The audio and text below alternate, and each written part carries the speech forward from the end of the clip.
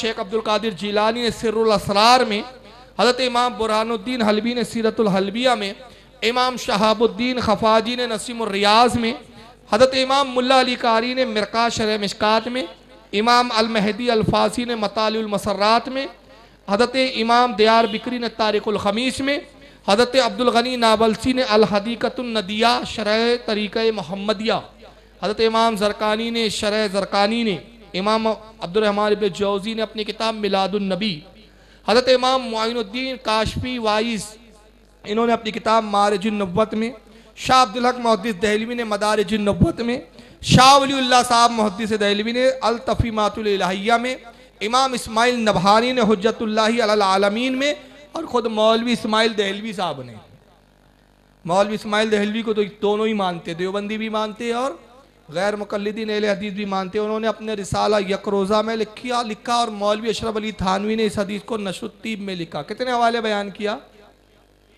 22 है भाई, 2 कहाँ छोड़ दिया आपने? 22 हवाले। इमाम अब्दुल रहमान इब्न जौज़ी अपनी किताब मिलादुन नबी सफ़ा 22 पर कहते हैं, हदीस नकल करते हुए कि अव्वलु मा खलक़ल्लाहु नूरी व मिन नूरी खलक़ जमीउल कायनात। सरकार फरमाते हैं कि लोगों, सबसे पहले अल्लाह ने मेरे नूर को पैदा किया और फिर मेरे नूर से सारी कायनात की तख्लीक फरमाई। ये सब बड़े बड़े इमामों ने लिखा। हज़रत अब्दुल गनी नाबलसी ने तरीक़े मोहम्मदिया मबस 2 में फरमाते हैं, कद खलक़ा कुल्ल शै मिन नूरिही सल्लल्लाहु अलैहि वसल्लम कमा वरादा बिही अल हदीस सहीहुन। कहते हैं कि बेशक हर चीज़ रसूलुल्लाह के नूर से पैदा हुई, जैसा कि इस पर सही हदीसें वारिद है, यानी इस ताल्लुक से जो हदीसें आई है वो बिल्कुल सही हदीसें हैं। अब एक आखिरी मैं फजीलत की हदीस बता दूं, हालांकि इसकी सनद ज़ईफ़ है, लेकिन फजीलत में ज़ईफ़ हदीस मोतबर होती है, और यह हदीस आपने बहुत बार सुनी होंगी। अल्लाह के नबी सल्लल्लाहु अलैहि वसल्लम ने जिब्रील से पूछा, अब ये तो हमें एक हदीस में मिला कि आदम की तख्लीक से भी कई हज़ार साल पहले, अब ये जो 4000 साल बताए ये हमारी दुनिया के नहीं है, ये वहाँ के 70,000 दिन, हमारे यहाँ के, हमारी ज़मीन के 70,000 दिन गुजरते तो वहाँ का एक दिन होता है, तब अल्लाह ही जाने कितने दिन है वहाँ के। चुनांचे अल्लाह की नबी ने एक मरतबा जिब्रील से पूछा, क्या जिब्रील ये बताओ कि तुम्हारी उम्र कितनी है? तो जिब्रील अलैहिस्सलाम अर्ज़ करते कि या रसूलल्लाह, मुझे अपनी उम्र का तो कुछ अंदाज़ा नहीं है, हाँ बस इतना जान लीजिए कि एक सितारा है जो 70,000 साल में एक बार तुलू होता है, 70,000 साल में एक ही बार दिखता है, और मैंने उस सितारे को 72,000 मरतबा देखा है।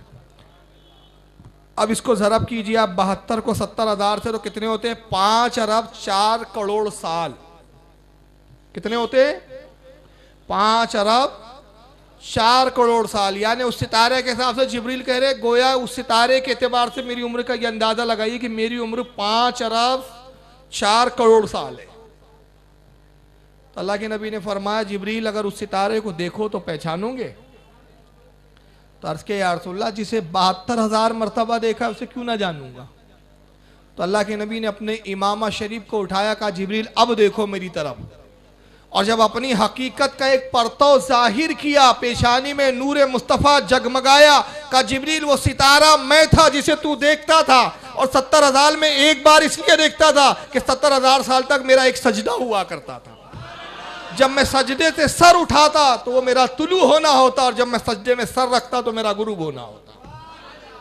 अब एक जमात तो यहाँ ये बात करने चली है, बात आ गई तो मैं अर्ज़ कर दूँ, कहा कि साहब तहज़ुरुन नास एक किताब लिखी गई, लिखने वाले मौलाना कासिम नानातवी देवबंदियों के आलिम हैं। आज तक वो किताब जिसका वज़न अगर आप तराजू पे रखे तो 25 ग्राम भी नहीं है, यानी आधी छटाक की किताब, और बवाल इतना किया है कि आज तक कौमें लड़ रही है उस किताब को लेकर। 25 ग्राम की किताब में वो लिखते हैं कि अल्लाह के नबी सल्लल्लाहु अलैहि वसल्लम या कोई भी नबी हो, अगर वो अपनी उम्मत में ग्रेट होता है, ज़्यादा अफजल होता है, तो इल्म से होता है, अमल से नहीं। बाज़ औकात उम्मती अमल में नबी के बराबर हो जाते हैं, बल्कि बसा औकात बढ़ भी जाते हैं, माज़अल्लाह। इस पर वो दलीलें क्या देते हैं? देखिए कितनी बचकानी दलील देते हैं। कहा कि देखिए अमल में नबी से बढ़ा जा सकता है, इल्म में नहीं बढ़ सकते। इल्म में इसलिए नहीं बढ़ते कि उन पर वही आती है, और अमल में बढ़ना आसान है। कहा कैसे? देखो, कहा कि साहब अल्लाह के नबी सल्लल्लाहु अलैहि वसल्लम ने 40 साल की उम्र में ऐलान नबुव्वत किया, ऐलान नबुव्वत के 7वें साल में आप पे आपको महराज हुई, यानी 47 साल की उम्र जब आपकी हुई तब आपको महराज हुई और नमाज आप पर फर्ज हुई। अब 23 साल आपकी नबुव्वत का दौर है, 23 में से 7 निकाल दीजिए, कितने साल हुए? कितने हुए? 16। यानी नबी पाक सल्लल्लाहु अलैहि वसल्लम ने 16 साल नमाज पढ़ी। मगर हम में से एक शख्स 20 साल की उम्र से नमाज पढ़ना शुरू करे और 80 साल तक पढ़े तो 60 साल उसने नमाज पढ़ी, तो नबी ने तो 16 पढ़ी, इसने 60 पढ़ी, तो अमल में नबी से बढ़ा कि नहीं बढ़ा? ये बिल्कुल पैमाने लेके बैठे हैं, कैलकुलेटर लेके बैठते हैं और फटाक से कैलकुलेशन लगाते हैं। मगर ये जाहिलों को पता नहीं कि नबी से अमल में बढ़ना बच्चों का खेल नहीं, नामुमकिन है। कोई उम्मती दावा कर ही नहीं सकता, और जो दावा करे वो मुसलमान नहीं हो सकता। मैं सिर्फ बता दूं, चलो एक मिसाल दे रहा हूं, सही हदीस सुना देता हूं। ये हदीस तो ज़ईफ है, इसको ये लोग ठुकरा देंगे कह के कि ज़ईफ हदीस है। हालांकि हदीस ने हमें बता दिया कि नबी के सजदे कितने, एक सजदा 70,000 साल का है। तो तुम अभी नबी के एक सजदे का मुकाबला नहीं कर सकते, तो पूरी जिंदगी की इबादत का क्या मुकाबला करूंगा? लेकिन यहां ये कह देंगे ज़ईफ हदीस है, हम नहीं मानते। चलो सही हदीस में तुम्हें सुना दूं ताकि तुम अपने घर अच्छी तरह से पहुंच जाओ। मुस्लिम शरीफ में हदीस मौजूद है, अबू दाऊद में भी है, इमाम तहावी ने मानिउल आसार में भी लिखा, और सब ने कहा इसकी सनद सही है। वो हदीस क्या है? हज़रत आयशा उम्मुल मोमिनीन कहती हैं। लेकिन वो हदीस सुनाने से पहले मैं एक मसला आपसे पूछ लूं, साहिब निसाब पर कुर्बानी फर्ज है, एक आदमी पर कितनी कुर्बानी फर्ज है? नहीं पता? अरे बॉम्बे वाले बड़े अहले इल्म होते, इतना क्यों डर रहे हैं? बिंदास बोलिए, गलत होगा तो मैं बोलूंगा गलत है, और क्या होगा इससे ज्यादा। एक है ना भाई, मिसाल के तौर पे हजरत मौलाना साहब पर कुर्बानी है, तो एक बकरा ज़बा करना या बड़े जानवर में 7 हिस्से, तो इनका एक हिस्सा। ऐसा हो सकता है कि ये एक हिस्से में कहे मेरा पूरा खानदान, एक बकरा लाए कहे कि नहीं नहीं तुम सब मत लाना, एक बकरे में सब अपन निपटा लेंगे बारी बारी सबके नाम। शरीयत ने कानून बनाया कि बड़े जानवर में 7 से ज्यादा नहीं, 8 हो जाए तो किसी की कुर्बानी नहीं, 6 हो जाए तो चल जाएगा, लेकिन 8 नहीं हो सकते, और एक में छोटे जानवर में 1 से 2 नहीं हो सकते। क्यों? हमारे लिए हमारे अमल के एतबार से एक ही जानवर किफालत करता है। मगर आइए नबी की अब जरा अजमत को देखें। उम्मुल मोमिन हजरत आयशा फरमाती है कि नबी ने फरमाया कि एक दुम्बा ले आओ। आपने एक दुम्बा ज़बा किया और क्या फरमाया, एक और दुम्बा लाया जाए। दूसरा दुम्बा लाया गया और अल्लाह के नबी कहते हैं कि मुझसे सरकार ने फरमाया, अय आयशा छुरी को ज़रा तेज़ कर लो। फरमाती है मैंने पत्थर पे छुरी को घिस के तेज़ किया। अल्लाह के नबी ने उस दुम्बे को ज़मीन पे रखा, फिर छुरी चलाई, उसको ज़बा किया और अपने हाथों को बुलंद करके दुआ फरमाते, रब्बे कायनात, ये दुम्बा जो मैंने ज़ुबा किया ये मेरी पूरी उम्मत की तरफ से है, मेरी उस उम्मत की तरफ से जो कयामत तक आएंगी और कुर्बानी ना कर सकेंगी। एक दुम्बा और पूरी उम्मत कयामत तक की। तो बताइए नबी का एक अमल पूरी उम्मत के लिए काफी हुआ कि नहीं हुआ? तुम्हारा एक बकरा तुम्हारे लिए काफी नहीं, तो तुम नबी से अमल में कहां से बढ़ सकते हो? तुम नबी से अमल में भी नहीं बढ़ सकते। तो ये जाहिल आदमी है, एक घटिया सोच है कि जो कहे कि साहब कैलकुलेशन लगाया, साहब 16 साल कर लिया तो ये, और 18 साल कर लिया तो ये, अब 30 साल नबी ने पढ़ाई और 16 साल पढ़ाया। मैं कहता हूँ जहालत की बातें छोड़ो। अरे नबी का हर सजदा मकबूल नहीं, नबी जो करे वो इबादत है।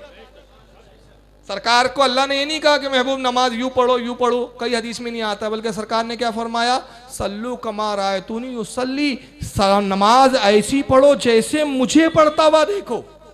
मैं सजदे में जाऊं तो तुम भी जाओ, अगर मैं 2 सजदे कर रहा हूं तो तुम पर 2 फर्ज हो जाए, अगर मैं 3 करूं तो 3 हो जाए। मेरा अमल ही इबादत है, नबी का हर अमल इबादत है, नबी का हर अमल सुन्नत है। अगर आप जैसा खाएं वो सुन्नत बन जाए, जैसा पिए वो सुन्नत बन जाए, तो नबी का हर अमल इबादत है, तेरा हर अमल इबादत नहीं, और तेरे अमल की कोई गारंटी नहीं कि मुंह पे ना मारी जाए। मगर नबी का हर अमल मकबूल है, तो नबी से अमल में भी बराबरी नहीं हो सकती। तो बहरहाल ये हदीस हमें बता रही है कि नबी के नूर की तख्लीक सबसे पहले हुई। ये नबी पाक सल्लल्लाहु अलैहि वसल्लम की विलादत का पहला मरहला है, और जिब्रील अलैहिस्सलाम ने उस नूर को 72,000 मरतबा देखा। यानी जिब्रील से पहले भी ये नूर था, आदम से भी पहले ये नूर मौजूद था। इस हदीस को इमाम बुरहानुद्दीन हलवी रहमतुल्लाह अलैह ने सीरतुल हलबिया जिल्द नंबर 1 सफ़ा 30 पर लिखा। और इसी हदीस को, ये जिब्रील वाली हदीस जो मैंने पढ़ी, तफसीर रूहुल बयान में हज़रत अल्लामा इस्माइल हक्की ने लक़द जाअकुम रसूल की तफसीर में बयान किया, और इसी हदीस को मौलवी अशरफ अली थानवी साहब ने अपनी किताब नशरुत्तीब सफ़ा नंबर 17 पर भी बयान किया है। तो ये हदीस ने हमें वाज़े कर दिया कि बेशक नबी का नूर सबसे पहले तख्लीक किया गया। लेकिन आज कुछ हदीस के दावेदार जो अपने आप को अहले हदीस कहते हैं, मगर उनकी जहालत का यह आलम है कि इन मौजूदा सरी हदीसों को इनकार करते हैं इनका, और माज़अल्लाह नबी के नूर को इनकार करके नबी को जो नूर मानते हैं उन्हें काफिर कहते हैं। आइए यहाँ से मैं कुछ क्लिपें दिखा रहा हूँ। चुनांचे सबसे पहले एक क्लिप देखें जो जनाब महराज रब्बानी साहब की, जो गैर मुकल्लिदों के मौलवी साहब है, वो क्या कहते हैं, जरा पहले उनकी बात सुने फिर उस पर हम तफसीरा करेंगे। सुनिए उन्हें। हम अहलुस्सुन्ना वल जमाअह, हम अहलुस्सुन्ना वल जमाअह जो हकीकत में किताब और सुन्नत के अलमबरदार हैं, और अगर कोई माई का लाल अल्लाह ने उसे एक तौफीक दी है तो इसे चैलेंज करना चाहे कर सकता है किसी भी अदालत में। हम ये दावे के साथ कहते हैं कि अल्लाह और उसके रसूल के फरमान में कहीं ये बात नहीं मिलती है कि अल्लाह के रसूल सल्लल्लाहु अलैहि वसल्लम नूर से पैदा किए गए हैं। अल्लाह के रसूल सल्लल्लाहु अलैहि वसल्लम आदम के बेटे हैं, आदम के बेटे हैं, और तमाम अंबिया आदम के बेटे हैं, तमाम रसूल आदम के बेटे हैं। और आदम को कुरान कहता है कि मैंने मिट्टी से बनाया। किससे बनाया है? ये हो नहीं सकता कि बाप किसी और नुत्फे का हो और बेटा किसी, हाँ, हमारे नबी मिट्टी से बनाए गए हैं। हमारे रसूल सल्लल्लाहु अलैहि वसल्लम बशर हैं, इंसान हैं, इंसान हैं। हमारे नबी सल्लल्लाहु अलैहि वसल्लम अशरफुल मखलूकात में बनाए गए। पहला इसने जुमला कहा कि कोई भी दुनिया की अदालत में चैलेंज करो कि नबी पाक सल्लल्लाहु अलैहि वसल्लम नूर नहीं है। अब ये अदालत में आए तो चैलेंज करे ना, ये तो फटीचर वहां बैठा रहता है डर के, सऊदीया में आता तो है ही नहीं, तो फिर चैलेंज कहाँ करे इसको। पहली बात तो ये है भाई, तो 10 बाय 10 के कैमरे में ही वहां पे चैलेंज करके वीडियो भेजते जा रहे हैं आप नेट पे, तो इससे चैलेंजबाजी हो जाती क्या? सामने बैठे तो औकात पता चले। और कहा कि आदम के बेटे हैं, हालांकि मैंने हदीस सुनाई कि रसूलुल्लाह सल्लल्लाहु अलैहि वसल्लम खुद फरमाते हैं कि आदम ने आसमान की तरफ सर उठाया, मेरे नूर को देखा, अल्लाह से पूछा, अर्ज़ किया मालिक कायनात ये नूर कैसा? अल्लाह ने फरमाया ज़ाहिरन में तू इसका बाप, बातन में ये तेरा बाप। अब उसने कहा ये हो नहीं सकता साहब, आदम मिट्टी से पैदा हुए, तो ऐसा नहीं हो सकता बाप कुछ जिन से और हो, बेटा किसी और जिन से हो। तो आदम मिट्टी से पैदा हुए, हर नबी आदम से पैदा हुए। अच्छा भैया हव्वा कहाँ से पैदा हुई? आदम की पसली से तो बेटी हो गई, वहां तो मिट्टी का भी नहीं, पसली से पैदा हुई, तो फिर उसके बारे में तू क्या कहेगा? अच्छा सब आदम से पैदा हुए तो आदम सबके बाप, तो आदम किससे पैदा हुए? तो क्या मिट्टी आदम की बाप हो गई? तो जिस तरह आदम से पहले किसी का वजूद नहीं, अल्लाह ने अपनी कुदरत से अगर आदम को मिट्टी से पैदा करने पर कादिर है, तो क्या नबी को नूर बनाने पर कादिर नहीं है? तो ये कौन सी जहालत की बात है? और उसके बाद क्या कोई माइकल आल चैलेंज नहीं कर सकता कि हदीस और कुरान में अल्लाह के रसूल को नूर कहा हो गया। तुमने पढ़ा कितना बेटा? पढ़ा हो तो तुम्हें पता चलता। आइए, अल्लाह ने खुद अपने हबीब को नूरी कहा है। कहा है? पारा नंबर 6 है, सूरह माइदा आयत 15 में अल्लाह ने इरशाद फरमाया कद जाअकुम मिनल्लाहि नूरु व किताबुम मुबीन। अल्लाह ने फरमाया तहकीक, तहकीक मतलब शक मत करना।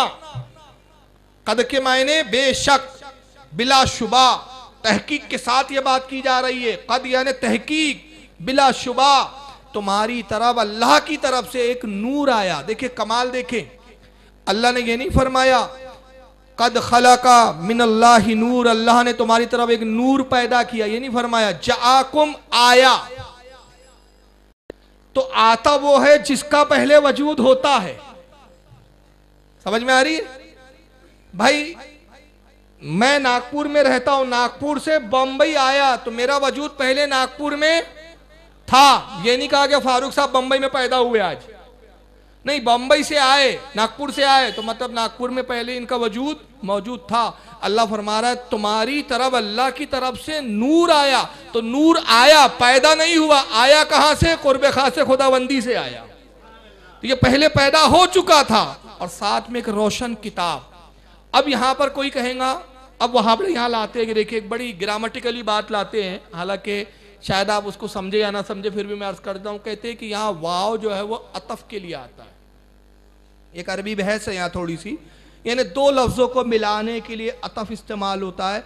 तो नूर से जो पहला मुराद है वो रसूलुल्लाह नहीं है, वो भी किताब है, और दूसरा नूर से मुराद भी कुरान है, दोनों एक ही है। ये अजीब बात है कि आज तक वाव जो है जुदा करने के लिए भी आता था, लेकिन यहाँ पर वो अतफ बोल के दोनों को एक ही कर दिया। हालांकि कुरान वाह के साथ दो चीज़ों को जुदा कर रहा है, तुम्हारी तरफ नूर आया और रोशन किताब, और लफ्ज़ बता रहा है कि ये पहले किसी और नूर की बात हो रही है, रोशन किताब किसी और चीज़ की बात हो रही है। तो हम कहते हैं कि वो जाहिल आदमी है जो अपनी अक्ल के घोड़े दौड़ाता है और कुरान को अपनी मर्जी से समझना चाहता है। इसके बारे में अल्लाह के रसूल की सरी हदीस है, सरकार ने फरमाया जिसने कुरान में अपनी मर्जी को दखल दिया, कुरान में अपनी राय चलाई, उसने अपना ठिकाना जहन्नम में बना लिया। तो हम कुरान में अपनी राय नहीं चलाते, हम क्या करते हैं, कुरान के हुक्म पे अमल करते हैं कि कुरान कहता है कि कुरान के मामलात में अपनी खोपड़ी मत दौड़ाओ, अपनी राय से बात मत करो, बल्कि क्या करो, फसअलू अहले ज़िक्री इन कुंतुम ला तालमून, अगर तुम्हें इल्म ना हो तो इल्म वालों की तरफ रुजू करो, इल्म वालों से पूछो। और वो इल्म वालों को कौन सिखा रहा है? अल्लाह के नबी ने बताया है। वो सहाबा है जिनको अल्लाह के नबी ने बताया, सहाबा ने ताबई को बताया, ताबई ने तबे ताबई को बताया, तबे ताबई को अइम्मा ने बताया, अइम्मा को तबे ताबई ने अइम्मा को बताया, और अइम्मा ने वो तफासिरों में लिख दिया।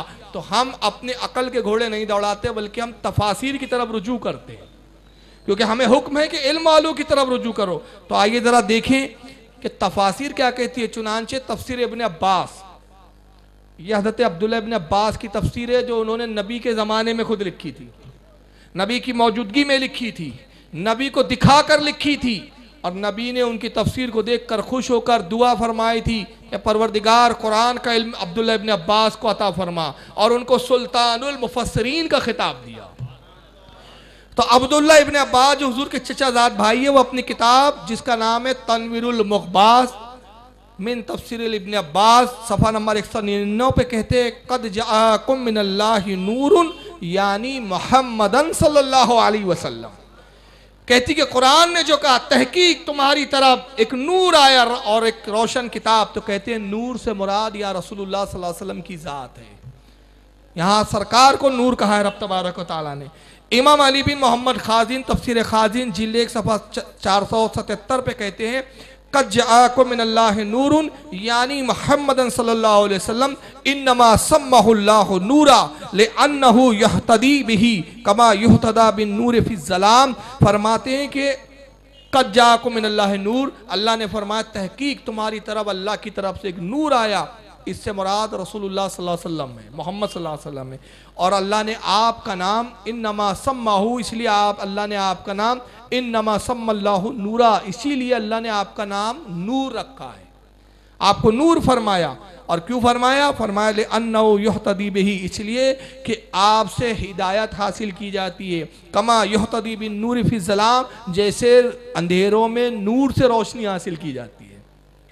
हज़रत इमाम अबू सईद अब्दुल्लाह बिन उमर बैज़ावी तफसीर बैज़ावी जिल्द नंबर 1 सफ़ा 418 पर कहते हैं कीला युरीदो बिन नूरी मुहम्मदन सल्लल्लाहु अलैहि वसल्लम, फरमाते मुफस्सिरीन का इस पर कौल ये है कि कद जाअकुम मिनल्लाहि नूर से मुराद ये रसूलुल्लाह की ज़ात है।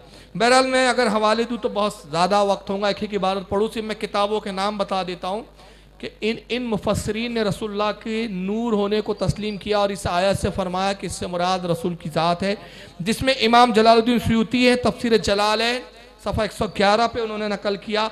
इमाम हज़रत अब्दुल्लाह बिन महमूद नसफ़ी तफसीर मदारिक जिल्द 1 सफ़ा 276 पे उन्होंने इस बात को नकल किया। इमाम अब्दुल्लाह बिन मोहम्मद बिन अहमद कुर्तबी अल जामिउल अहकामिल कुरान जिल्द 6 सफ़ा 118 पे उन्होंने हज़रत इमाम ज़ुजाज से नकल किया।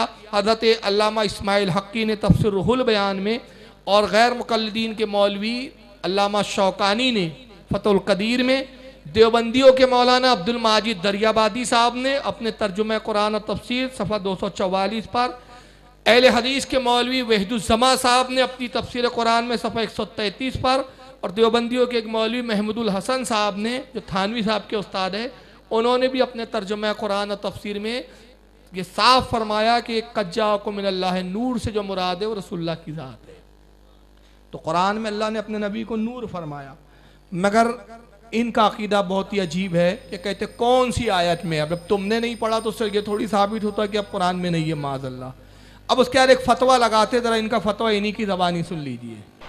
यही कहा था क्रिश्चियनों ने, नसरानियों ने, और यही कहा था यहूदियों ने कि उज़ैर इब्नुल्लाह, उज़ैर अल्लाह का हिस्सा है, बेटा है। नसरानियों ने कहा ईसा इब्नुल्लाह, ईसा जो है अल्लाह के बेटे हैं। और आज उन्हीं के नक्शे कदम पर चलने वाले, नबी की उम्मत में रहने वाले, कलमा पढ़ने वाले कुछ मुसलमान ये कहते हैं कि अल्लाह के रसूल नूर है, अल्लाह के नूर से काट के बनाए गए हैं। अस्तगफिरुल्लाह। ये रुए ज़मीन का सबसे बड़ा झूठा और कज़्ज़ाब है। उसने 2 इल्ज़ाम लगाए, कहा कि यही कहा ईसाइयों ने ईसा अलैहिस्सलाम को ये इब्नुल्लाह है, अल्लाह के बेटे। आप रसूलुल्लाह को अल्लाह का बेटा कहते हैं? नहीं कहते। जो कहे वो हमारे नज़दीक काफिर है, मुशरिक है। कहता यही कहा ईसाइयों ने, यही कहा यहूदियों ने उज़ैर अल्लाह का बेटा। और उसके बाद कहता है यही कह रहे हैं आज के मुसलमान कि अल्लाह के नबी अल्लाह का नूर है, अल्लाह के नूर से काट के बनाए गए हैं। किस किताब में हमारे लिखा है कि अल्लाह के नूर का टुकड़ा है और अल्लाह के काट के नूर से बने? किसी किताब में नहीं। हमारे उलमा ने साफ लिखा, आला हजरत फाजिल बरेलवी से लेकर हजरत इमाम जरकानी तक और हजरत इमाम कस्तलानी तक और उससे पहले और उलमा तक सबने लिखा कि जो नबी को अल्लाह के नूर का टुकड़ा माने वो काफिर, वो मुसलमान नहीं है। हम अल्लाह के नूर का टुकड़ा नहीं मानते, हमें कहते हैं अल्लाह ने अपने दस्ते कुदरत से, अपनी कुदरत कामला से नबी के नूर को पैदा किया। ये अजीब बात है, फरिश्ते नूर से पैदा हुए, कुरान कहता है ये मान लेते हैं। तो क्या ये फरिश्तों को अल्लाह का टुकड़ा मानते हैं क्या? तो कहते नहीं, अल्लाह का टुकड़ा फरिश्ते भी नहीं है। अरे तो अल्लाह के बंदे जब वहां फरिश्ते नहीं है तो फिर नबी को क्यों नहीं पैदा कर सकता वो बगैर किसी टुकड़े से? यहाँ कौन सी मौत आ गई? फरिश्तों को नूर मानना ईमान है और नबी को मान लिया तो कौन सी मौत आ गई? तेरे अकीदे की धज्जियां उड़ जाती है। तो ये सबसे पहले तो एक झूठ लगा बांधा उसने, अल्लाह का टुकड़ा है। और यही झूठ इनके पूरे मोल्ला कहते हुए आते हैं। चुनांचे ये इसको सुन लीजिए, तौसीफ रहमान वो भी यही झूठ बोल रहा है, इसको भी सुन लें। का कलाम ऐसे लोगों के बारे में जो अल्लाह का नूर का टुकड़ा बनाए, अल्लाह का जुज़ बनाए, नूर मिन नूरिल्लाह की सदाएं बुलंद करे। अल्लाह खुलकर कहता है इस इंसान ने अल्लाह का जुज़ बनाया, ऐसा बंदा खुला काफिर है। अच्छा, ये अल्लाह ने कहा कोई हवाला नहीं है कि खुद खुदा है, जैसे जो बोल दे ये हुक्म बन जाए। अल्लाह ने कहा कोई आयत में आया कि अल्लाह ने कहा लोगो जो मोहम्मद को मेरा टुकड़ा बनाए, हिस्सा बनाए वो काफिर है? कुरान में कोई है ही नहीं। लेकिन हम ये कहते हैं कि अकायद की किताब में मौजूद है, अकीदा मौजूद है कि हम नबी को अल्लाह का टुकड़ा नहीं मानते और जो माने वो काफिर है। हमने खुदा के रसूल को टुकड़ा नहीं माना, बल्कि उसकी मिसाल मैं समझाने के लिए अवाम के एतबार से कह रहा हूँ कि नौज़ बिल्लाह मिन ज़ालिक, हम रसूल को टुकड़ा नहीं मानते। अब कैसे मानते हैं उसकी तफसीर तो मैं आगे करूँगा। तालिबुर रहमान, मौलवी तालिबुर रहमान को भी सुन लीजिए, ये भी झूठ बोल रहा है। पूरी जमात झूठों की है इनकी, सुन लीजिए, ये भी टुकड़ा ही बता रहा है। जब नबी की बारी आई, उनके नबी की बारी आई तो कहा उज़ैर इब्नुल्लाह। ईसाइयों के नबी की बारी आई, कहा अल्लाह का बेटा है, अल मसीह इब्नुल्लाह। और जब हमारे नबी की बारी आई हमने भी कह दिया नूरुम मिन नूरिल्लाह। क्या फर्क हुआ? ईसाइयों और यहूदियों और हमारे अकीदे में क्या फर्क हुआ?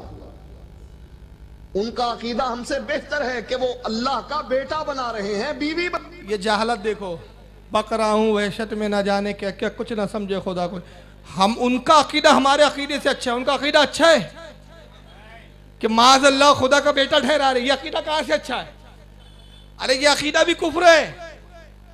तो झूठ करते करते देखो कुफ्र निकल गया उसके मुंह से, बोलता उनका अकीदा हमारे अकीदे से अच्छा है, बना रहे हैं।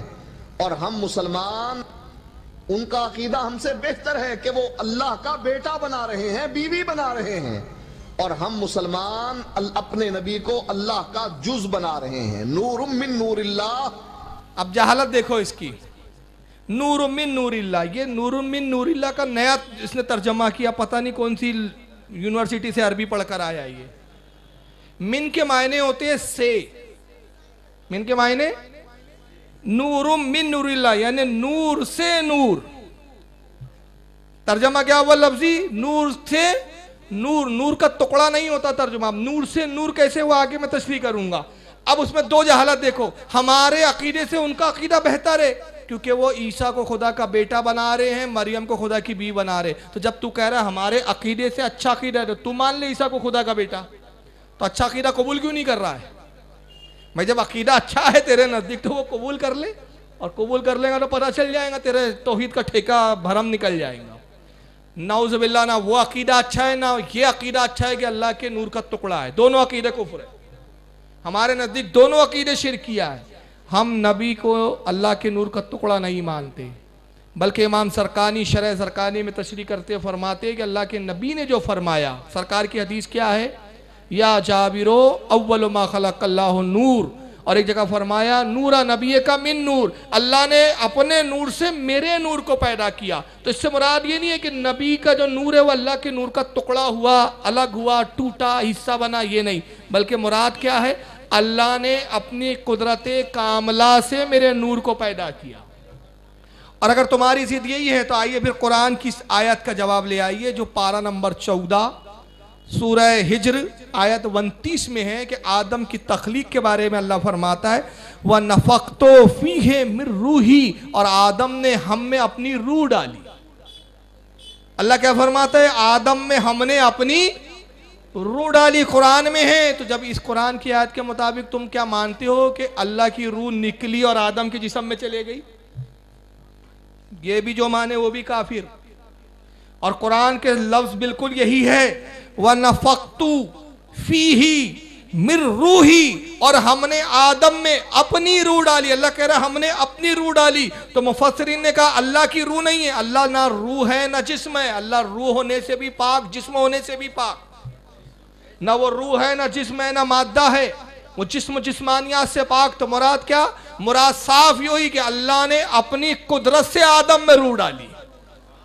तो जब ये लफ्ज आते हैं तो इससे मुराद क्या होती है, जैसे एक मैं मिसाल दे दूं, हदीस में अल्लाह के नबी, ये मोहब्बत के लिए आता है, यानी अपनी खास तवज्जे से आदम में रूह डाली, हमने अपनी खास तवज्जे से नबी के नूर को पैदा किया। जहाँ तवज्जे की बात होती है वहाँ इजाफत अपनी तरफ होती है। उसकी मिसाल ले लूँ, नबी फरमाते साफ सरी हदीस और सही हदीस जिस पर कोई चिरा नहीं है, सही हदीस में सरकार कहते हुसैन मिन्नी व अना मिनल हुसैन, हुसैन मुझसे है और मैं हुसैन से हूं। तो नबी हुसैन से कैसे, अरे भाई हुसैन से, नबी से हुसैन होंगे, भाई बेटे हैं ना, शहजादे हैं, नवासे हैं, मगर हुसैन से रसूल पैदा हुए क्या? रसूल थे तो हुसैन हुए, रसूल ना होते तो फातिमा ना होती, खातून जन्नत ना होती तो हुसैन ना होते, और अगर हुसैन होते तो हुसैन से तो रसूल पैदा नहीं, मगर हुजूर तो ये कह रहे मैं हुसैन से, हुसैन मुझसे, तो हुसैन से नबी कैसे? तो मतलब ये हुआ, ये नहीं हुआ कि माज़अल्लाह हुसैन से नबी पैदा हुए, मतलब ये हुआ कि मोहब्बत के तकाजे के एतबार से, कुर्बत बताने के लिए आप कह रहे कि हुसैन और मैं गोया एक जिस्म, एक जान, एक रूह है। जिसने हुसैन को सताया उसने मुझे सताया, जिसने हुसैन के खिलाफ गया वो मेरे खिलाफ गया। ये मोहब्बत का इज़हार। तो वहाँ अल्लाह के नबी ने कहा कि रब ने अपने नूर से पैदा किया, तो मुराद ये कि अपनी कुदरत कामला से, अपनी मोहब्बत के साथ, तवज्जे ख़ास के साथ मेरे नूर की तख्लीक की, ये मुराद है। और इसकी एक मिसाल दे दें, मिसाल ये है कि नबी सल्लल्लाहु अलैहि वसल्लम अल्लाह के नूर का टुकड़ा नहीं है। उसकी मिसाल ऐसे ले ले कि एक चिराग ले, आप अपने दुनिया की मिसाल देख सकते हैं, चिराग में जो शोला जल रहा है, रोशनी है, वो भी नूर है या नहीं है? नूर है ना, नूर यानी रोशनी। चिराग में या मोमबत्ती ले ले, मोमबत्ती में जो शोला जल रहा है, जो शोला लपक रहा है, रोशन है, वो नूर है। उस चिराग से आप एक दूसरे चिराग को रोशन कर ले, फिर तीसरे चिराग को रोशन करे, चौथे चिराग, पांचवें चिराग, 1,00,000 चिराग रोशन करते जाएं उसी चिराग से लगा लगा के। बताइए जिस चिराग से लगा लगा के रोशन कर रहे, इसके नूर में कमी आई? इसके नूर का टुकड़ा हटा, टुकड़ा हुआ, कमी आई, नक्स वाक़े हुआ? नहीं। तो जब तुम्हारे दुनिया के नूर से कोई चीज मुंसलिक हो जाए, वो भी नूरी हो जाए, तो गोया नबी ने कहा मैं अल्लाह के नूर से पैदा हुआ, तो मुराद ये है कि अल्लाह के कुर्बे खास से मैं भी रोशन हो गया। ये नहीं है कि अल्लाह का मैं टुकड़ा बन गया। तो ये पहले तो झूठ बांधते हैं और झूठ बांध के फतवे लगाते हैं, और इनसे कहा जाता है कि जनाब पहले आप ये जो झूठ बोलते हो पहले उसको तो साबित करो, वो नहीं साबित करते। अब दूसरे साहब देखिए बड़ी एक दलील सुना रहे, बड़ी अजीब व गरीब, बड़े चहक चहक के। और ये अजीब बात है, ये जो सरों पे पर्दे डालते इसीलिए डालते, मैं बार बार कहता हूँ, ये बता देते अकलें नहीं है हमारे पास, हमारी अकलों पे पर्दे पड़े हुए हैं। आइए देखिए, ये मौलवी साहब एक नए जिनका नाम है शोएब साहब, मौलवी शोएब अहमद। देखिए अब कैसे नौटंकी कर करके बता रहा है, जरा इसको सुनिए आप।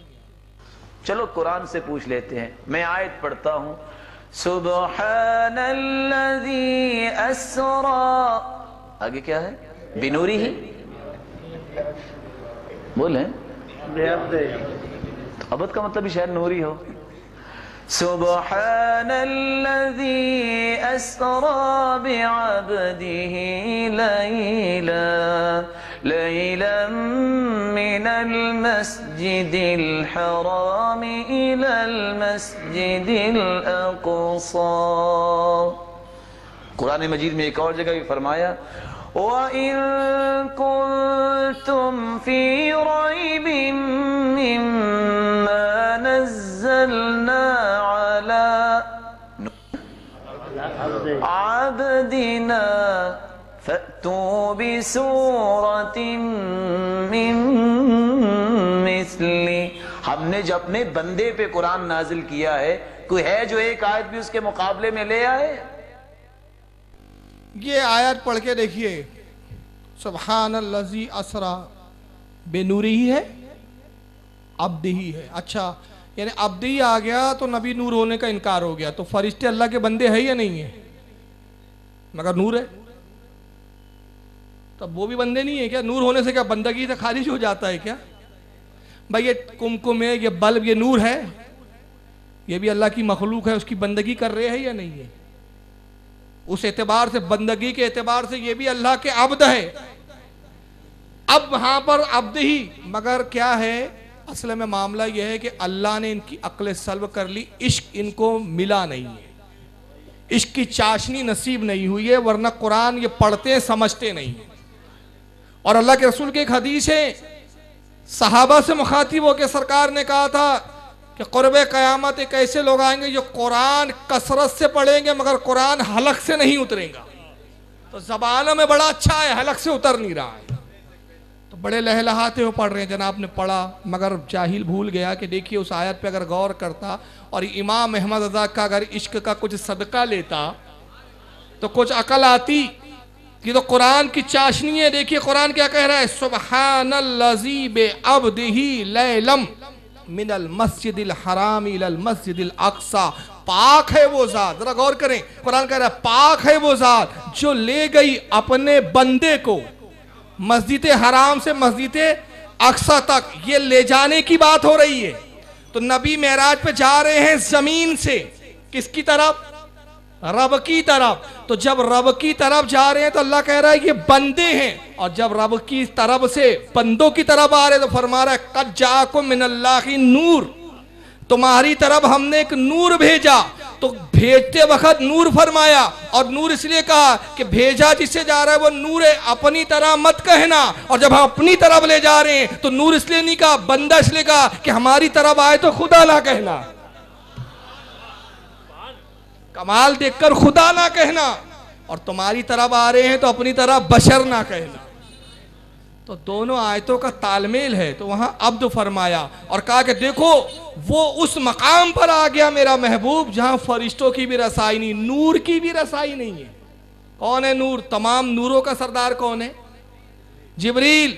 एक मकाम आया है इसी मेराज में, जिब्रील रुक गए और क्या जुमला कहा, वहाबियत के मुंह पे तमाचा मारा और अकीदे की धज्जी उड़ाते कहा या रसूलल्लाह, ये नहीं कहा एक कदम आगे बढ़ूंगा जल जाऊंगा, क्योंकि एक कदम भी बहुत होता है, कहा बाल बराबर भी।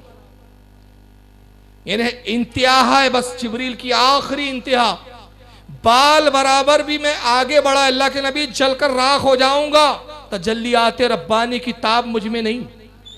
नबी ने ये नहीं कहा उस वक्त पूरा महराज का देख जाइए, अब हदीसें पढ़ जाइए कि रसूल ने कहा जिब्रील तुम नूर होके डर रहे हो, मैं तो बशर हूं, मैं तो मिट्टी हूं, आदम का बेटा हूं, मेरा क्या होगा, मैं तो जलकर राख, क्या पता नहीं मेरा क्या खाकी हो जाऊंगा, मैं तो कोयला नहीं राख बन जाऊंगा। ये नहीं कहा, बल्कि रसूल ने क्या कहा, जिब्रील अच्छा चलो तुम्हारा हमारा यहीं तक साथ था, अब मैं कुर्ब खास खुदाबंदी में जाता हूँ, आगे रास्ता बताने की ज़रूरत नहीं, इसलिए कि ये रास्तों से मैं खुद वाकिफ़ हूँ।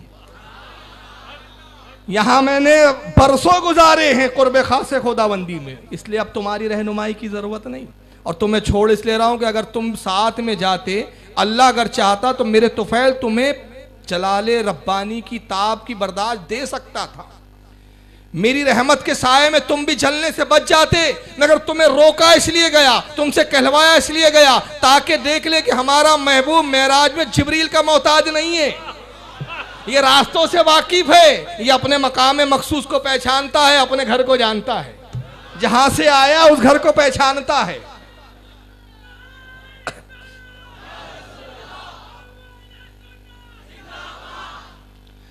तो कहा जिब्रील अब तुम तो रुको, कोई हाजत हो तो बयान कर दो, कोई हाजत हो तो मैं रब से अर्ज करूं। तो जिब्रील ने कहा या रसूलल्लाह मैं तो अल्लाह से डायरेक्ट ही मांगता हूं, आपके वसीले की मुझे जरूरत नहीं है। तो जिब्रील भी डायरेक्ट वाले नहीं थे, उन्होंने क्या कहा या रसूलल्लाह आपके सदके में तो अल्लाह ने फरिश्तों का सरदार बना दिया है, मेरे लिए यही काफ़ी है। हाँ एक तमन्ना है सरकार, वो मेरी तरफ से अपने रब से अर्ज कर दे। कहा जिब्रील कहो क्या तमन्ना है। कहा या रसूलल्लाह तमन्ना यह है कि जिस तरह आपको अपनी उम्मत की फिक्र है, मुझे भी आपकी उम्मत की फिक्र होती है, तो मैं ये तमन्ना करता हूं कि जब आपकी उम्मत पुल सिरात से गुजरे तो अल्लाह मुझे हुक्म दे कि मैं पुल सिरात पे अपने पर को बिछा दूं और उम्मत मुस्तफ़ा परों पे से गुजर जाए। तो आला हजरत ने कह दिया अहले सिरात रूह है अमी को खबर करें, जाती है उम्मत मोहम्मदी फर्श पर करे, फर्श पर करे।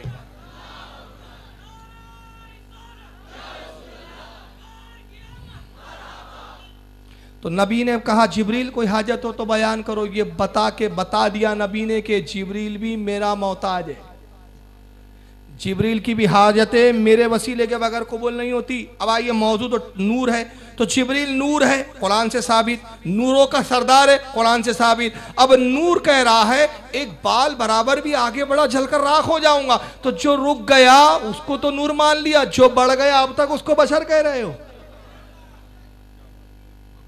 अरे जो बढ़ गया, अच्छा ला मक्का में जब जिब्रील की रसाई नहीं तो बशर की रसाई हो सकती है? बशर की हो सकती है? नहीं हो सकती। तो अब वहां से क्या था? तो उलमा ने सुफिया ने फरमाया मोहब्बत में कि नबी पाक सल्लल्लाहु अलैहि वसल्लम की जब मेराज सिदरतुल मुंतहा से आगे हुई तो लिबास बशरी उतार दिया, अब नूर की जलवागरी थी। अब जाते मुस्तफ़ा बशरी एतबार से नहीं जा रही है, नूर की शक्ल में जा रही है। तो अब जब नूर जा रही है, जहां से आए थे वहीं जा रहे। तालत ने फरमाया उसी के चलवे, उसी से मिलने, उसी से उसी की तरफ गए हुए थे, उसी के जलवे, उसी से मिलने, उसी से उसी की तरफ गए हुए थे। अब गए, मुलाकात की, रब का दीदार किया। तो अल्लाह जानता था कि मैंने तो ईसा मसीह को सिर्फ ये मोजेज़े अता किए कि मुर्दे जिला दे, तो उन्होंने खुदा का बेटा कह दिया ईसा को। कोड़ियों को शिफा देने का मैंने मोजेज़ा दे दिया, खुदा का बेटा कह दिया लोगों ने। तो मेरा महबूब तो वो अजीम मकाम पे फायज हुआ कि अब वो मेरा दीदार करके आ रहा है, लिबास बशरी उतार कर अब आया है मुलाकात के लिए। अब जाएगा फिर लिबास बशरी ज़ेबे तन करेगा और दुनिया में फिर बशर बन कर आएगा। तो कहीं इसे भी खुदा ना कह दिया जाए, खुदा का हिस्सा ना कह दिया जाए, खुदा का जुज़ ना कह दिया जाए, खुदा का बेटा ना कह दिया जाए। तो पहले ही फरमा दिया सुब्हानल्लज़ी असरा बि अब्दिही, पाक है वो जात जो अपने बंदे को ले गया। ये फलसफे को समझे नहीं। और कहा देखो अब तुम्हारी तरफ आ रहा है तो मैं नूर कह रहा हूं, इसलिए ये नूर आ रहा है, अपनी तरफ बशर मत समझना है इसको। लेकिन इनकी फिलॉसफी इनको समझ में नहीं आती। इनका बड़ा अजीब मामला है कि दीन आधा मानते हैं, फरिश्तों को नूर मानते हैं, नबी को नूर मानने पे शिरक हो जाता है। तो अगर नबी को नूर मानना शिरक है तो फरिश्तों को नूर मानना कहां से तौहीद है? तो क्या माज़ अल्लाह अगर नबी को नूर माना तो अल्लाह की ज़ात में शरीक हो गए, और फरिश्तों को नूर मान लिया तो क्या वो शरीक नहीं होंगे? तो ये कैटेगरियाँ कहाँ से लाई तुमने? अब आइए और देखिए इनके एतराज़ात। अब ये टुकड़े की तो हो गई, अब चंद एतराज़ात इनके देख लें। अब जनाब एक आयत पढ़ रहे हैं और उसमें भी देखिए तहरीफ कुरान, अपने मन मायनी तर्जुमे करते हैं।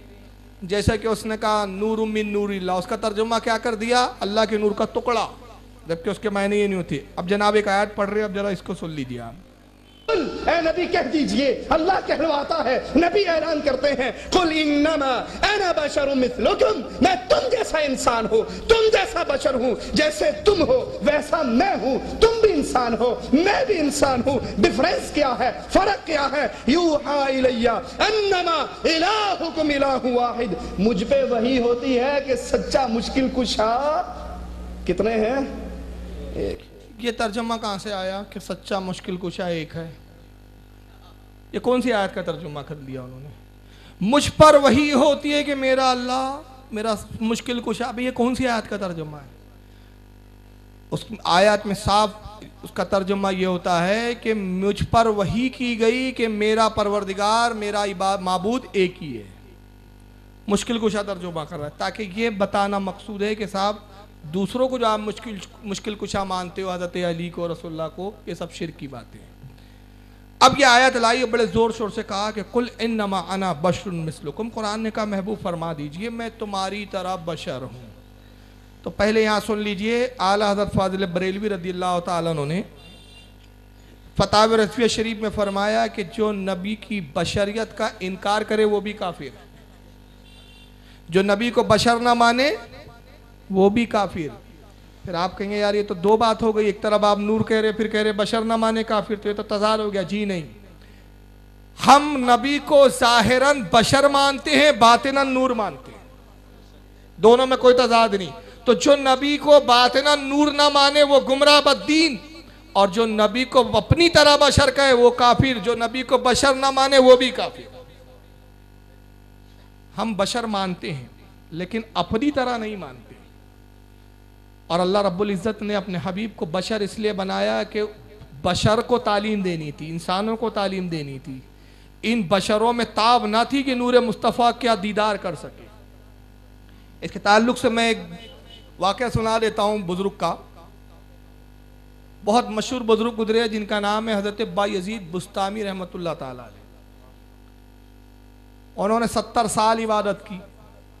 70 साल की इबादत के बाद अर्ज़ करते खाली के कायनात 70 साल से मैं तेरी बेलौस इबादत कर रहा हूँ, मौला एक इनाम चाहता हूँ। आवाज़ आई क्या चाहता है बायज़ीद? अर्ज़ की रब्बे कायनात तेरे हबीब को बेहिजाब देखना चाहता हूँ, हकीकत मोहम्मदी देखना चाहता हूँ, तेरे हबीब की हकीकत क्या है? अल्लाह ने फरमाया है बायज़ीद मेरे हबीब को मैंने दुनिया में भेजा तो 70,000 गैबी बशरी पर्दे हायल किए। 70,000 गैबी पर्दों में आया है मेरा हबीब, और एक पर्दा को उठाने के लिए 70,000 साल की बेरिया इबादत चाहिए।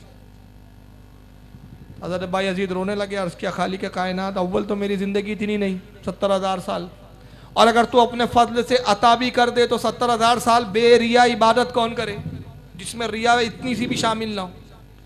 मगर रब्बे कायनात तो कादिर है कि मेरी 70 साल की इबादत को 70,000 साल की इबादत पे शुमार फरमा ले।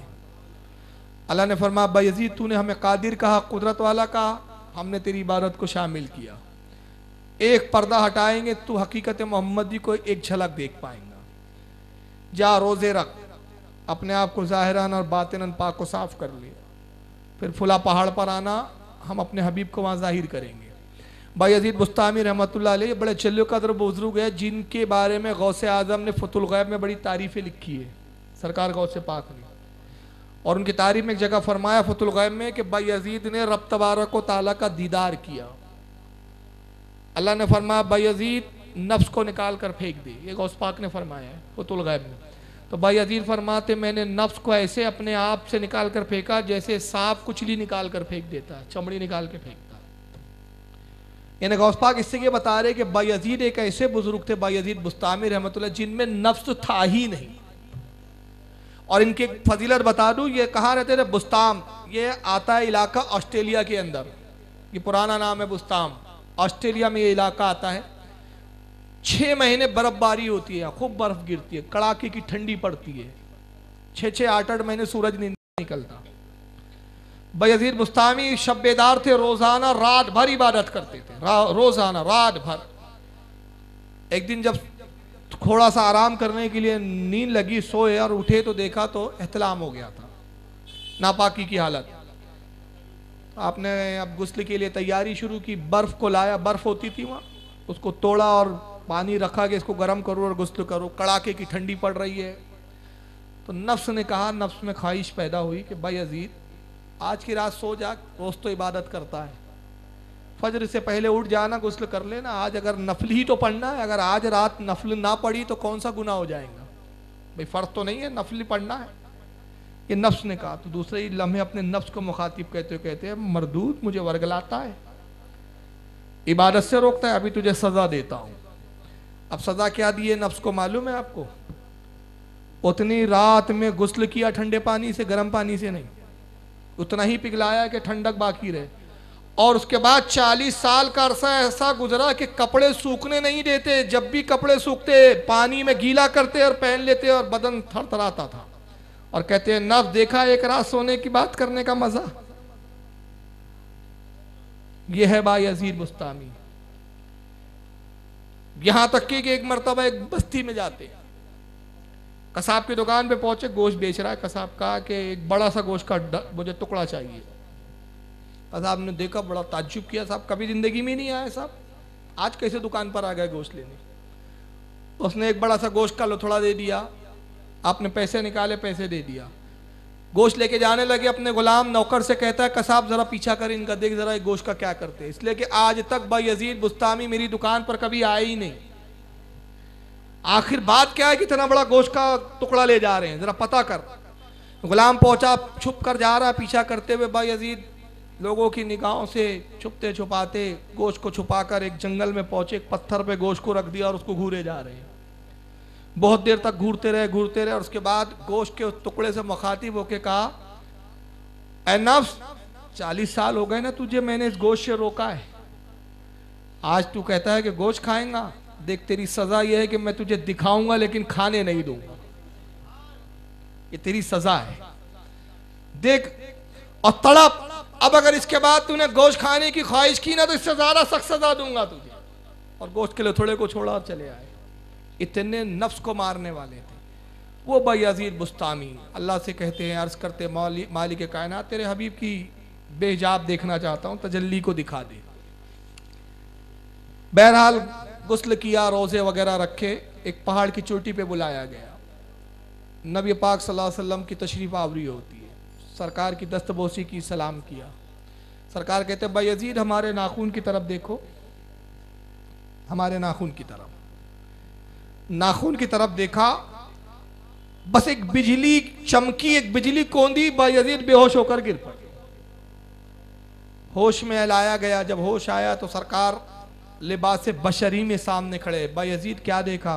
अर्ज किया रसूलुल्लाह, बस एक रोशनी थी, उसके ताब नहीं थी उसकी, बस इतना जानता हूं कि मैं गिरा और बेहोश हो गया। अल्लाह के नबी उस बिजली की ताब नहीं थी। इरशाद फरमाया 70,000 गैबी पर्दों में से एक पर्दे सिर्फ हमारे नाखून की कोर से उठाया गया और तू उसको भी बर्दाश्त ना कर सकता, तो हमें बेहिजाब कहां देख पाएगा। उसी को उस्ताद ज़मन ने कहा, एक झलक देखने की ताब नहीं आलम को, वो अगर जलवा करे कौन तमाशाई हो। एक झलक नहीं देख सकते। तो हकीकत मोहम्मदी नूर है, मगर जाहिरन आप चूंकि बशर भी है तो हम बशर होना भी मानते हैं, मगर अपनी तरह बशर नहीं मानते, इसलिए कि अपनी तरह बशर कहना यह कुफ्र है। और कुरान ने यह नहीं कहा कि नबी बशर है, फरमाया मिस्लुकुम बशर, बशर की तरह है, इंसान की तरह है, लोगों की तरह है। ये नहीं फरमाया कि ये खुद इंसान है। मिसल होना और है, इंसान होना और है। अब आइए जरा इनकी एक दलील सुन लें नूर के इनकार में, जनाब तालिबुर रहमान साहब को। क्या ये अल्लाह का हिस्सा है या अल्लाह है? अगर कह दिया जाए नूर मिन नूरिल्लाह, तो इसका माना यह है कि अल्लाह आमना के बतन से निकलता है, दाई हलीमा का दूध पीता है, मक्के वालों की बकरियां चराता है, और मक्के वाले उसको निकाल देते हैं, मदीने में जा छुपता है, और ओहद के मैदान में जख्मी होता है, और खंदक खोदते हुए भूख की वजह से पेट पर पत्थर बांधता है। लबो लहजा तो गुस्ताखाना था, गुस्ताखी तो घुट्टी में पिलाई गई है। कहते अगर रसूलुल्लाह नूर है तो क्या नूर आमना का दूध पीता है, बकरियां चराता है? हमने कहा वो नूर नहीं था, वो बशर था, लिबास बशरी में। जब नूर की जलवागरी होती है तो वहाँ भी बकरियां चराना नहीं है, वह खाना नहीं है। उसकी एक मिसाल दे दूँ, हज़रत ईसा अलैहिस्सलाम चौथे आसमान में है। कहाँ हैं और कितने सालों से हैं? रसूलुल्लाह और हज़रत ईसा के दरमियान का अरसा 600 साल, और हुजूर से लेकर हमारा ज़माने का 1400 कितने हो गए कुल? 2000 साल से चौथे आसमान में, मगर ना आपने कुछ खाया है ना पिया है, ना खाते हैं ना पीते हैं। जब दुनिया में थे ईसा तो खाते भी थे पीते भी थे, अब आसमान में क्यों नहीं खाते? इसलिए कि दुनिया में बशरियत की जलवागरी है और आसमानों में नूर की जलवागरी है, तो अहकाम बदलते हैं। और खुद रसूलुल्लाह को जो मेराज हुई, कितनी लंबी मेराज हुई? अरे एक आसमान की मोटाई 500 साल की रहा है, 2 आसमानों के दरमियान का फासला 500 साल की रहा है, 7 आसमान, हजारों साल की मसाफियत है, हजारों साल का सफर। मगर सरकार ने हजारों साल का सफर भी किया, जन्नत भी देखा, दोज़ख भी देखा, लामका भी गए, सिदरतुल मुंतहा भी गए, फरिश्तों से भी मुलाकातें की। मगर इस पूरी मेराज जो हजारों सालों पर मुहीद है, नबी ने ना खाया ना पिया। वजह क्या थी? वजह यह थी कि मेराज में नूर की जलवागरी थी, जमीन पर बशरियत की जलवागरी थी। और नबी चाहते तो बगैर खाए पिए भी रह सकते थे। नबी ने लिबास बशरी में आकर खाया, इसलिए कि नबी ने जो खाया वो हलाल हो गया और जिसको छोड़ दिया वो हराम हो गया। तो नबी ने खाया इसलिए कि हमारे लिए हलाल हो जाए, और छोड़ा इसलिए कि हमारे लिए हराम मना हो जाए। जिससे आपने कराहत का इजहार कर दिया वो हराम हो गया, वरना नबी को खाने की जरूरत नहीं थी। आइए दलील दे दो बुखारी शरीफ से। सरकार 100 में विसाल रखते हैं जी, खत्म कर देंगे इंशाल्लाह, वक्त हो रहा है। सरकार ने 100 में विसाल रखा, बस इस पे आखिरी बात खत्म करूंगा इंशाल्लाह, इसके बाद की गुफ्तगू कल होंगी। सरकार 100 में विसाल क्या होता है पता है आपको? कई कई दिन बगैर खाए पिए रोजा रखते हैं। सहरी में भी खाया नहीं जाता, इफ्तार में भी खाया नहीं जाता। एक खजूर है, सहरी के वक्त रसूलुल्लाह उस खजूर को 3 दफा चाटते हैं, खाते नहीं है, चाटते हैं और उसको ताक में एक प्याले में रख देते हैं।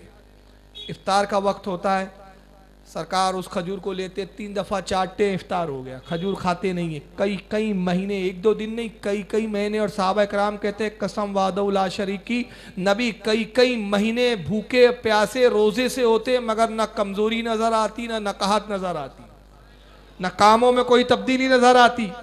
तो बाद साहबा ने कहा या रसूलल्लाह आप 100 में विसाल रखते, हम भी रखेंगे।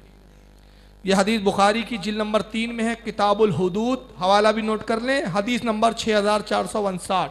और यही हदीस मुस्लिम में है, किताबुल सियाम, जिल्द 2 सफ़ा 774, हदीस नंबर 1103। यही हदीस तिरमिजी में भी है, इब्न माजा में भी है, मुवत्ता इमाम मालिक में भी है, मुस्नद अहमद में भी है। मैंने सफ़े नंबर छोड़ दिए, सिर्फ किताबों के नाम बता दिए। 2 मोतबर किताबों की हदीस नंबर बता दी, बुखारी की हदीस नंबर 6459 और मुस्लिम की 1103 हदीस। सरकार को जब 100 में विसाल रखते साहबा ने देखा तो साहबा अर्ज़ करते या रसूलल्लाह हम चाहते कि इस सुन्नत में आपकी पैरवी करें, हम भी 100 में विसाल रखेंगे। अल्लाह के नबी ने मुस्कुरा दिया, फरमाया कि मेरे साहबियों तुम इस किताब नहीं रखते। कहा या रसूलल्लाह इजाज़त दें, आप तो कई कई महीने 100 में विसाल रखते, कई कई महीने भूखे रहते, हमें इजाज़त दे कि हम कुछ दिन तक रखें और फिर छोड़ दे रोज़ा। फरमाया तुम्हारी ज़िद है तो रख लो, क्योंकि नबी बताना चाहते थे देख लो मेरे साहबा मेरी तरह नहीं हो सकते तो तुम क्या हो। अब साहबा ने रखा 1 दिन 2 दिन, तीसरे दिन क्या हुआ? सरकार मस्जिद में तशरीफ लाए, जमात में जमाती कम। इरशाद फरमाया क्या बात है, जमाती कम है? अर्ज किया या रसूलल्लाह भूख के मारे इतने निढाल हो गए, बिस्तरों पे पड़ लेटे हुए, उठना नहीं हो रहा। जोहर का वक्त आया, फजर में जमाती कम थे। अब जोहर में सरकार मस्जिद नबवी की तरफ निकले, एक साहब रास्ते में गिरे हुए, दूसरे साहब पंखा झल रहे हैं। फरमाया क्या हुआ?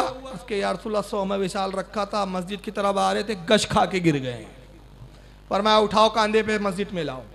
आगे बढ़े, दूसरे साहब गिरे पड़े हैं। आगे अंदर मस्जिद में तशरीफ लाए तो कुछ लोग खंभों से टेक लगा के ऊँग रहे हैं, कमजोरी और नकाहत का ये आलम। फरमाया जिन जिन ने 100 में विसाल रखा है सबको बुलाओ, सबको जमा किया। फरमाया सब अपने रोजे तोड़ो और उसके बाद हदीस के अल्फाज अब सुनिए जो इमाम बुखारी ने, इमाम मुस्लिम ने लिखे, सरकार ने कहा अय्युकुम मिसली, तुम में मुझ जैसा कौन है, तो मेरी बराबरी करते हो। अय्युकुम मिसली इन्नी अभी तो युतइमनी रब्बी व यस्कीनी, मुझे मेरा रब खिलाता है, मैं रात रब की बारगाह में गुजारता हूं, मेरा रब मुझे खिलाता है, मेरा रब मुझे पिलाता है।